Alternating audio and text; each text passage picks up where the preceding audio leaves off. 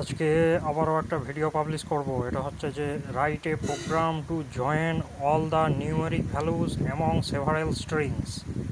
কিছু স্ট্রিং থাকবে, তার মধ্যে নিউমেরিক ভ্যালুগুলোকে জয়েন করে আউটপুটে প্রডিউস করতে হবে। আলফা ভ্যালুগুলো ডিলিট হয়ে যাবে, মানে আলফা ভ্যালুগুলো সরে যাবে, শুধু নিউমেরিক ভ্যালুটা আউটপুটে দেখাবে। কিছু স্ট্রিং থাকবে, সেই স্ট্রিংগুলোর মধ্যে এই অপারেশনটা করতে হবে, মানে এই ম্যাথামেটিক্যাল ক্যালকুলেশনটা হয়ে আউটপুটে শুধু নিউমেরিক ভ্যালুগুলো দেখাবে, আলফা ভ্যালুগুলো সরে যাবে। এটাই হচ্ছে আজকের প্রোগ্রাম। এখানে হচ্ছে এটা হচ্ছে কোডিং পার্টটা, এটা হচ্ছে প্রোগ্রামের আউটপুট। কোশ্চেন হচ্ছে write a program to join all the numeric values among several strings. 3-4টে স্ট্রিং থাকবে, সেই স্ট্রিংগুলো কনক্যাটিনেট হয়ে একটা স্ট্রিং তৈরি হবে। সেই স্ট্রিং থেকে আলফা ভ্যালুগুলো সরে যাবে, আউটপুটে শুধু নিউমেরিক ভ্যালুটা দেখাবে। এবার প্রিন্ট এন্টার দ্য স্ট্রিং 1, এটা প্রোগ্রাম রান করলে যখন রান করবে আউটপুটে এই ইনফরমেশানটা দেখাবে এন্টার দ্য স্ট্রিং 1। তখন ইউজার একটা ইনপুট দেবে, সে ইনপুটটা রিসিভ হবে, স্ট্রিংটা রিসিভ হবে। এন্টার স্ট্রিং 2, তারপরে আবার একটা স্ট্রিং রিসিভ হবে।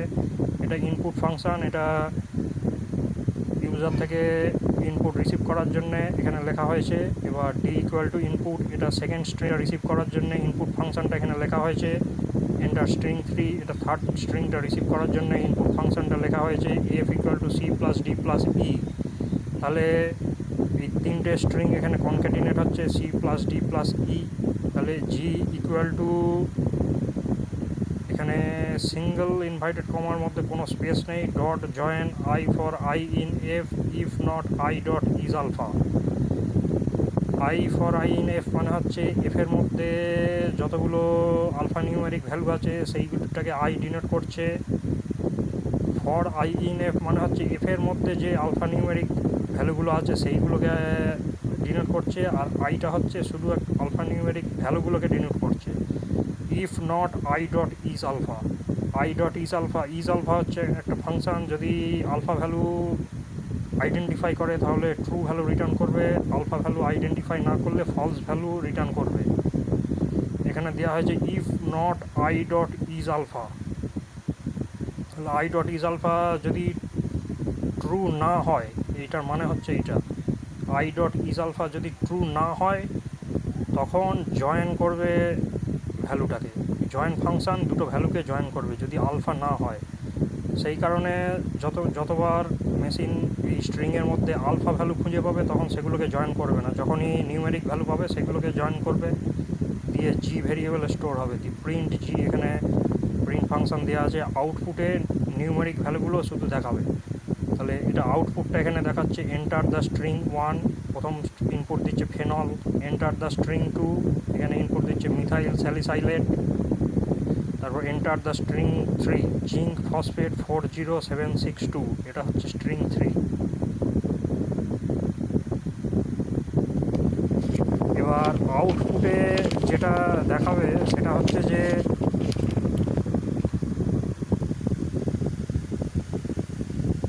শুধু 40762, এইটা আউটপুটে দেখাবে। এটাই হচ্ছে আজকের প্রোগ্রাম।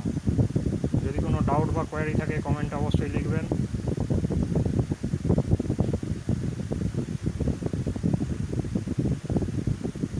40762 যেটা দেখাচ্ছে এর মধ্যে আলফা ভ্যালুগুলো সব সরে গেছে। এখানে আলফা ভ্যালু যেগুলো রিসিভ করেছিল,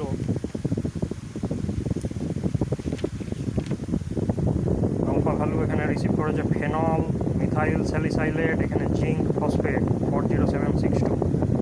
এই 3টে যখন কনক্যাটিনেট হচ্ছে এখানে তৈরি হচ্ছে phenol, methyl salicylate, zinc phosphate 40762। তাহলে phenol, methyl salicylate, zinc phosphate এই 3টে সরে যাবে, শুধু 40762 এইটা আউটপুটে দেখাবে। সেটাই এখানে আউটপুটে দেখাচ্ছে।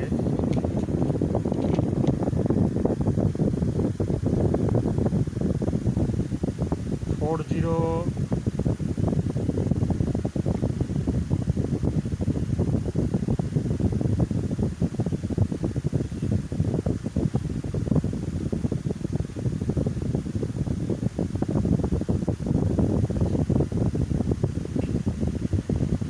40762 এটা আউটপুটে প্রডিউস হয়েছে। এটাই হচ্ছে প্রোগ্রামের রেজাল্ট 40762, এটা হচ্ছে প্রোগ্রামের আউটপুট।